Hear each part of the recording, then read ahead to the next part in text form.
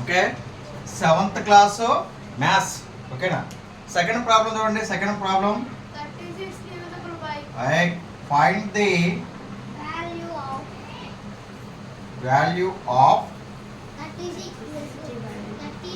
36 divisible by 0.2. 36 divisible by 0.2 ఓకేనా. మనం ఈ క్వశ్చన్ చేద్దామా. మనం ఫస్ట్గా ఏం చేయాలి చెప్పండి. ఫస్ట్గా మనం ఏం చేయాలి, పాయింట్స్ ఉన్నప్పుడు మనం ఏం చేసుకోవాలి, దాన్ని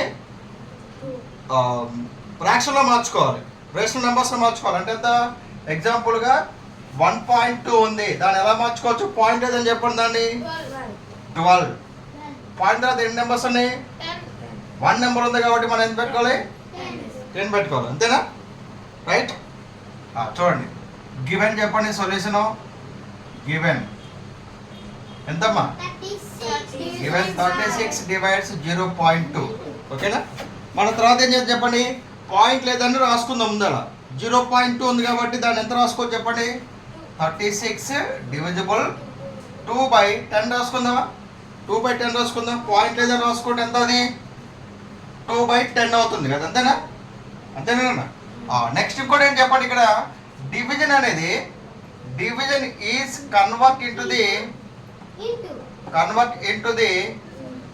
ఇంటూ డివిజన్ అనేది ఇంటూలో కన్వర్ట్ చేసినప్పుడు ఇక్కడ డివిజన్ పక్కన నెంబర్ ఏమవుతుంది చెప్పండి, రివర్స్ అవుతుంది ఓకేనా. అంటే ఎగ్జాంపుల్గా మేము చూడండి, 5/6 ఉందనుకో, దాని రివర్స్ నెంబర్ చెప్పండి. 5/6 ఎంతమ్మా, వెరీ గుడ్. 3/7 ఉందనుకో, దానికి రివర్స్ నెంబర్ చెప్పండి. చోట చెప్పాలి.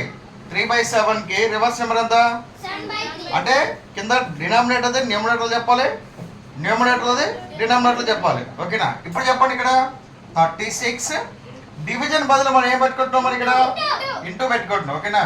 ఎందుకని డివిజన్ దేంట్లో కన్వర్ట్ చేస్తున్నాం, మనం ఇంటూలో కన్వర్ట్ చేస్తున్నాం ఓకేనా. సో డివిజన్ ఇది convert into the into, division into పెట్టినాం. అప్పుడు డివిజన్ పక్కన నెంబర్ అవుతుంది చెప్పండి, ఆపోజిట్ అవుతుంది కదా, రివర్స్ అవుతుంది కాబట్టి ఎంత చెప్పండి, 10/2 ఓకేనా. 10/2 ఓకే. ఇప్పుడు చూడండి, ఏదైనా మల్టిప్లికేషన్ అవుతుందా, ఏదైనా డివిజన్ అవుతుందా. చూడండి, ఇక్కడ 36 ఉంది, కింద 2 ఉంది, డివిజన్లో 2 ఉంది కదా, కింద వాటిని డివిజన్ అంటారు, భాగించే అంటారు. మరి 2 అనేది 36లో పోతుంది కదా, 2 అనేది 36 పోద్దా.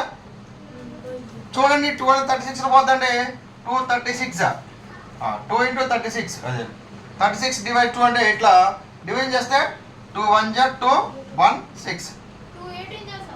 Very good. 2 8 జా 16 0. ఎన్నిసార్లు పోద్ది, 2 1 జా 2 రా, 2 1 జా 2 నా, 2 18 ఎంత 36 ఏనా, 2 18 జా 36 ఏనా ఓకేనా. అది 2 1 జా 2, 2 18 జా 36. ఇక్కడ ఎంత ఉంది చెప్పండి, రిమైనింగ్ 18, ఇక్కడ ఎంత ఉంది 10 ఉంది.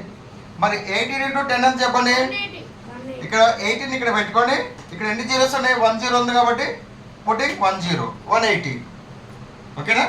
180 × 18 × 10 ఎంత, 180 కదా ఓకేనా. So answer is 180. వచ్చిందా ఆన్సర్ కరెక్ట్ చూడండి.